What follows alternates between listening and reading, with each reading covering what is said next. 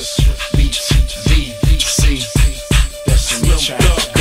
You need to stop playing around with all the clowns and the wanksters. Good girls gotta get down with the gangsters. The two men I am about to introduce played significant roles in altering the ideas of the public in the 18th and 19th centuries. This lovely gentleman with a beard is known as Karl Marx, the founder of Marxism. His greatest written work is called the Communist Manifesto.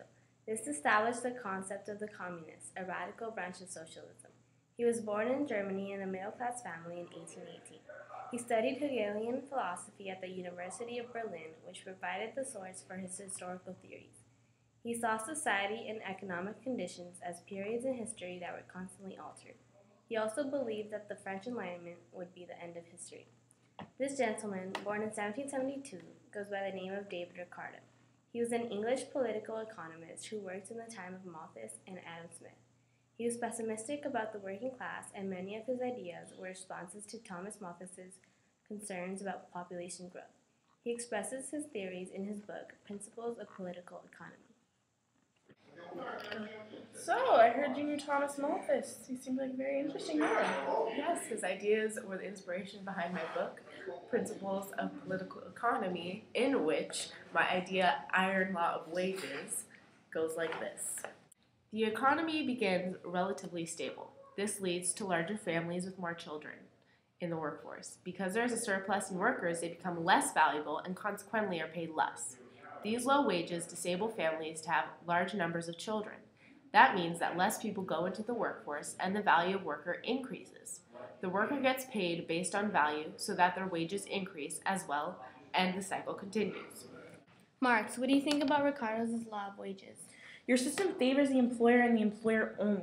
Workers have no genuine sense of freedom, and according to the French Enlightenment, freedom and the will of the people are crucial elements to life. After all, the working class are supposed to be the key to production, right? And they were. They produce everything in our capitalist society. However, it is the employer's job to denote value to his workers and enable a system of free trade. But that system ignores class struggles that infects all of history. There will always be conflict if we maintain these capitalist ideologies. That's empirically proven. It's the laborer's job to rise up in unions and destroy the structure entirely, which is why I approved the First International in 1864. So Ricardo, Marx mentioned labor unions. Do they have a place in your system? No, labor unions are rendered useless. There is no reason for workers to strive for rights when the employer has no reason to give them.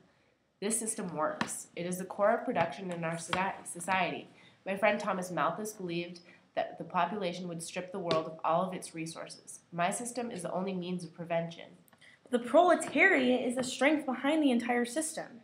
Unions should demand their rights. If the proletariat acknowledged its power, it could take down any system.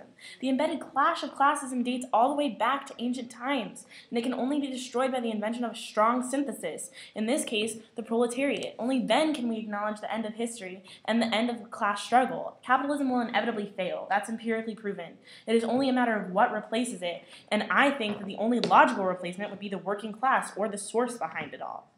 This communist idea destroys the status quo. What about the systems of free trade? Free trade is necessary for our world to be successful. It's the only way that we can actually account for a population that grows exponentially.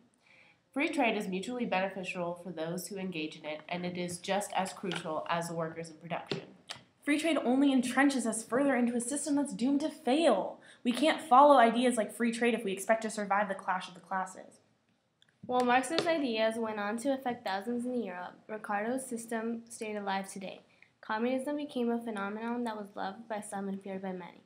The iron law of wages was condemned by technological advancements in mass production. Wow, wow.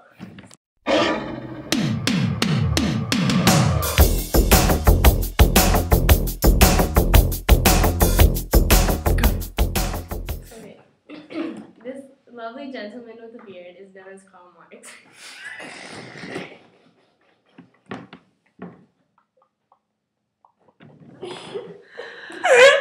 Oh, God. Guys, what if I actually had this beard?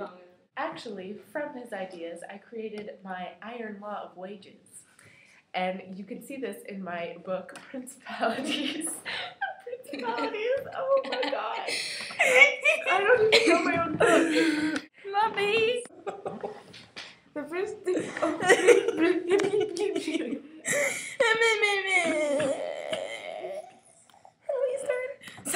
To David.